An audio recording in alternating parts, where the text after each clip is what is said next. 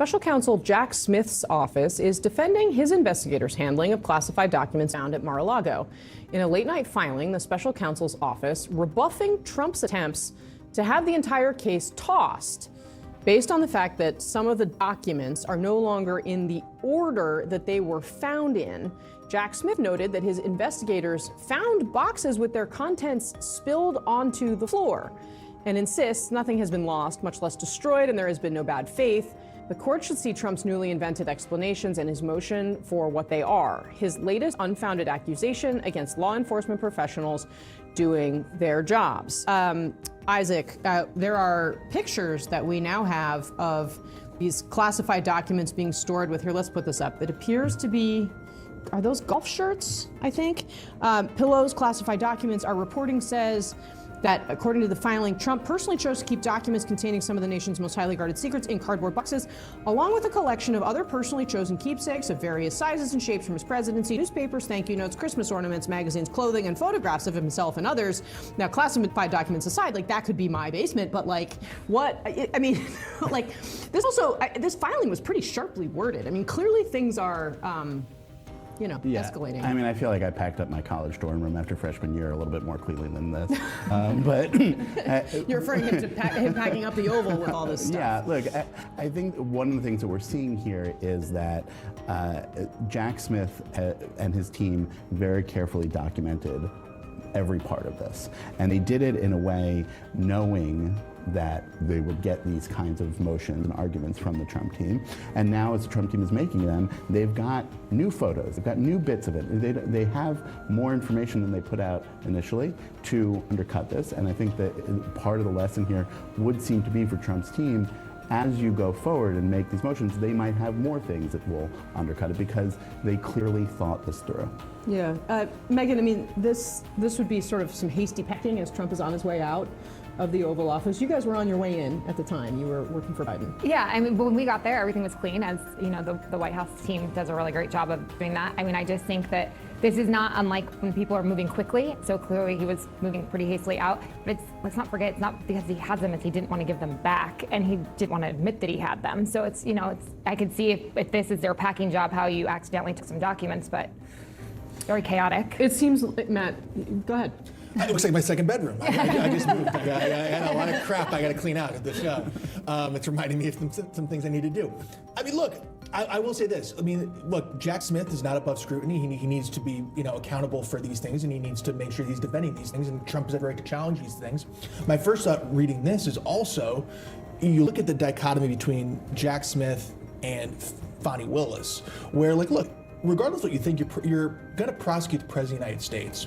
There's a high bar, obviously not just legally, but in the eyes of the public. You need to have your stuff in a row, and you need to have everything together. You can't do this haphazardly, and you can't go into it just willy-nilly. And it almost makes me think of more like, wow, like the Georgia folks, like... There's a guy that I used to work for who used to say, you got to play error-free ball. Exactly, right? And so, you're going up against, just again, not a court of law, you're going up against a ton of different things, and the dichotomy couldn't be more clear no matter what you think of the cases. CNN's Evan Perez is outside the courthouse in Florida. He has been in that court watching these proceedings. Evan, these pictures and the conditions found in the search are expected to be part of today's hearing. What are you expecting to hear today?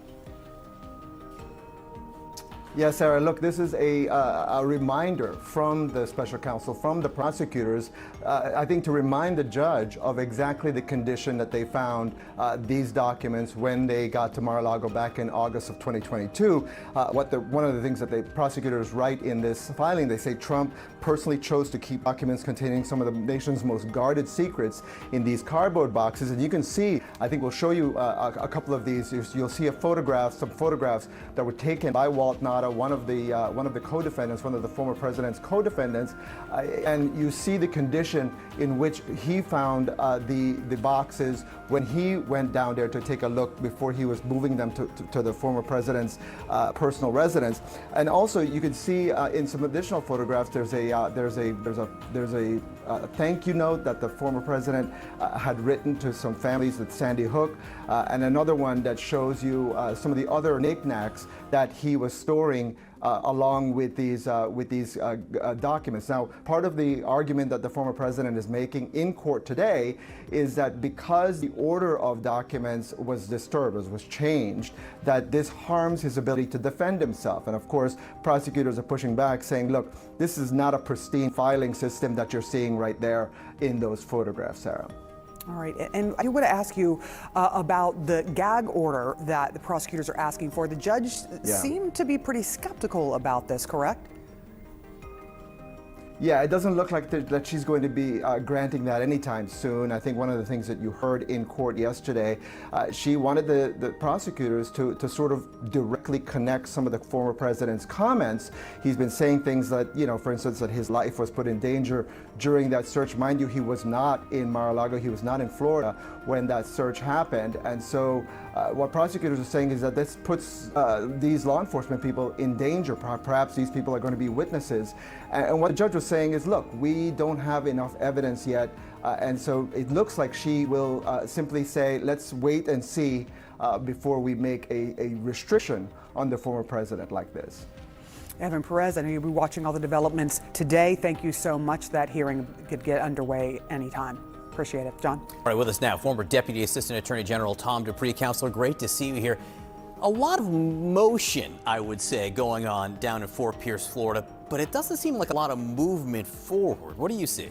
I see a lot of motion too. Look, Judge Cannon has shown that she's someone who likes to have lawyers arguing in her courtroom. There's some judges who decide cases on the papers and the briefs. Judge Cannon is not one of them. This is unusual in my experience, that she would hold what looks to be 3 pretty much full days of hearings, legal arguments, constitutional arguments presented to her by the lawyers to make sure she gets it right. I think part of it is that she wants to make sure that she understands these issues. She's relatively new to the bench. These are complicated issues. But of course, one consequence of all of this is that it does delay the proceedings substantially. Are they really complicated, or are they really in question, I should say?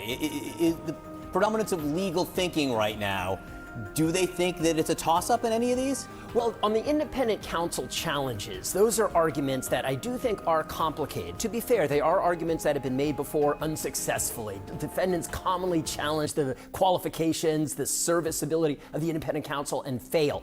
I think she wants to kick the tires a little bit on this, make sure she understands the law. She invited amicus participation, meaning not parties to the case. Yeah, anyone else want to comment on this? Come in, and law professors and others to come in and argue before her. Again, all very unusual. But this is an unusual case. And she seems to be frustrated with the prosecution, repeatedly telling them she doesn't like their attitude. Oh, absolutely. That was one of the most striking things from yesterday's hearing, is that the prosecutors came in, they presented their arguments as to why the gag order on Trump should be expanded, and somewhat surprisingly, Judge Cannon went after the prosecutors for adopting an inappropriate, in her view, tone toward her, and it ultimately led the prosecutors to actually apologize to her. But look, the prosecutors, this isn't a mystery to them anymore. They know how Judge Aileen Cannon views them and maybe views this case, so how should that color how they go forward? Well, look, I think they have to understand what they're dealing with here. They are not going to they're not dealing with a judge that generally sees their case favorably, and they have to act accordingly. I think that they are making these motions because they do have a legitimate concern.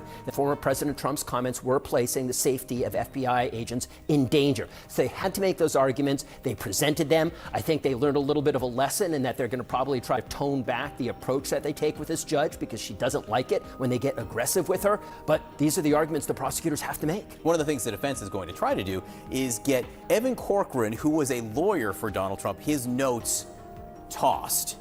Likelihood of success here? My sense is that those notes probably will come in some way, shape, or form.